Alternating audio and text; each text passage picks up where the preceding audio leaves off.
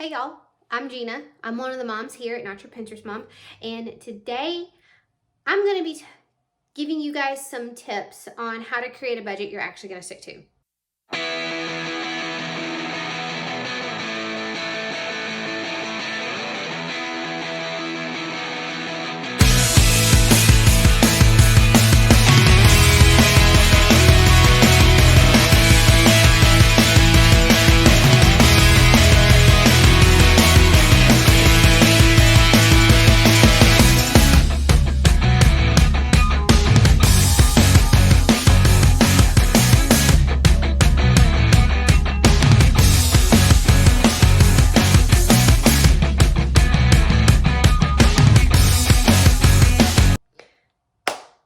All right.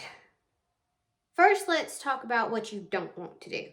Don't create a budget that is so restrictive. It's kind of like, okay, so you know those diets that are those people that do these diets where they're so restrictive, like all you can eat is like chicken and rice and eggs and hot sauce. And then somebody plops a donut in front of them. And then it's like all over. Or do you guys remember that video that went, or not that video, that picture that went viral like years ago of The Rock with this like huge pile of stack of pancakes for his cheat day? Let's not do that. We don't want budget cheat days if we can help it. Obviously, we're all going to fall off the wagon at some point. I mean, we're human. It happens. You can't stay on top of it all the time, but you don't want it to be so restrictive that it's not sustainable. We're looking for sustainability here. And super restrictive is not sustainable. So I'm going to give you 3 tips, and I'm looking over here at my whiteboard where I wrote it down on the other side of the room, because last night when I wrote all those ideas down, I thought I was going to do some super fancy like slideshowy thing, and I'm not. I'm batch videoing because my kid's sleeping and my husband's busy and I have a minute, so that's what we're doing. Anyway, number 1,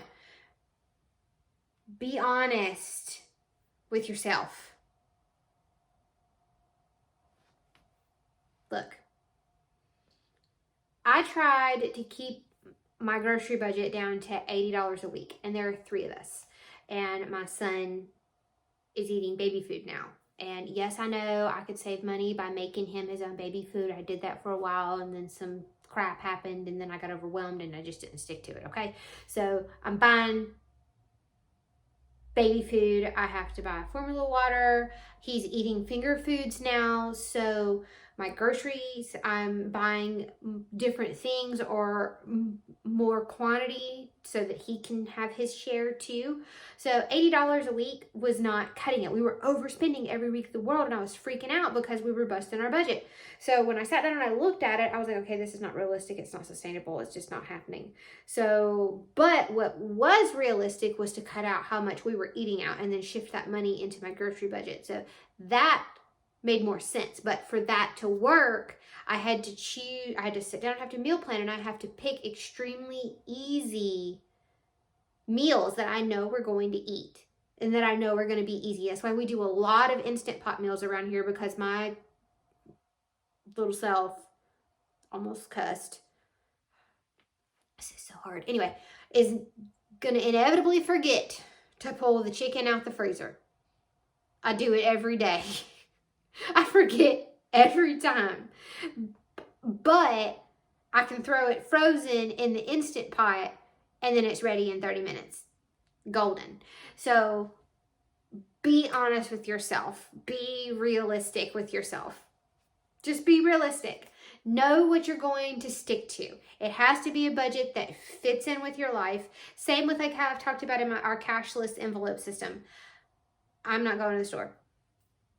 Not doing it. I'm not going. Not happening. But I will order from Instacart. Instacart. I said Instacart, y'all. I will order from them. So, and I have my budget set up in a way that supports that. So you see kind of where I'm going with that. And then number 2, do what works for you. There is no right or wrong way to manage your money if it's working for you, and if you are paying off debt, and if you are saving money, and if you are hitting your money goals, and if you aren't behind on your bills from being irresponsible, not due to unforeseen circumstances, then there's no right or wrong way to do it. Do what works for you. My aunt has said in the past that she takes all of her money out of her check. She empties it to zero. Sits down, writes all the checks for her little bills, mails her bills out, adds up however much her bills were, puts that money back in the account, and then keeps whatever's left over. I don't recommend that method, but it works for her. So you see what I'm saying? So does being an all cash spender work for you? Does being a cashless spender, but having your cashless envelopes and tracking your spending, does that work for you? Is a combination of both, like my family, work for you? Whatever works for you, find what works. I know that I am lazy. I am lazy. And I don't want to have 1,000,005 things to do. So I'm going to automate as much as I can automate. All of my savings goals, so like my emergency fund, my IRA, my investment account, my son's 529, they're on auto transfer. I treat them like a bill. Put that money aside just like I would any other bill, and they automatically go. I don't have to forget. I don't have to worry about it. All of my bills are on auto pay. The only bill that is not on auto pay is my mortgage, and that's just because my husband likes to make the transfer. I don't know why.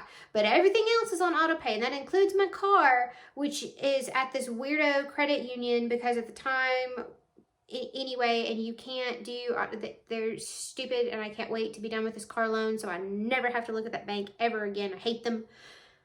I have that automated through my actual bank, which you can do that. Most banks offer bill pay. So if you don't want to go directly to the source and set up automatic payments with the person you're paying itself, you can do it all through your bank. Just automate as much as you can. The more you put on autopilot, the less you have to worry about it. So do what works for you. Know yourself and set your budget up in a way that supports you. Because you're a unique person. You're not going to be like Susie Homemaker over there that has all her picture perfect cash envelopes, is going to the store with her hair all curled and teased and all of her, dressed to the nines or whatever to go to the store. No. The rest of us are out here looking like this. All right? So make sure you set your budget up around your life. Don't try and make your life be anything other than what it is, unless you have some really bad habits. And in that case, you can work on your habits, but you can't change who you are. And there's nothing wrong with that. There's nothing wrong with you, I promise. And then number 3, Lord have mercy, I can't see. Number 3 is don't cut the fun out. Don't cut the fun out of your budget. That's where sinking funds come into play. And I did a video actually like 5 minutes ago, but I don't know when this is posted. Anyway, that's where sinking funds come in. Your sinking funds are going to be what allow you to keep the fun in your budget. Because if you suck all the fun out of life while you're paying off debt, you're not going to stick to it. You're not. You're going to be like The Rock with that 2-foot tall stack of pancakes. So don't do that to yourself. Give yourself some grace. Give yourself room for grace. Give yourself room to live life. Life is meant to be lived. I've said it before, you can be very content and very happy with very little, as long as you're intentional with what you have. And that's where you'll find contentment. Intention brings contentment. So, all right, you guys, I hope that was helpful. I hope it gave you some inspiration. Let me know in the comments down below How have you set up your budget that works for you? I would love to know. I nerd out on this stuff. So let me know in the comments below. If you like this video, give it a thumbs up, subscribe, share it with your friends. Any engagement is welcome because engagement makes the YouTube algorithm happy. And if we make the YouTube algorithm happy, the YouTube algorithm will share us with the rest of the world. So, all right, you guys, I will see you in the next one.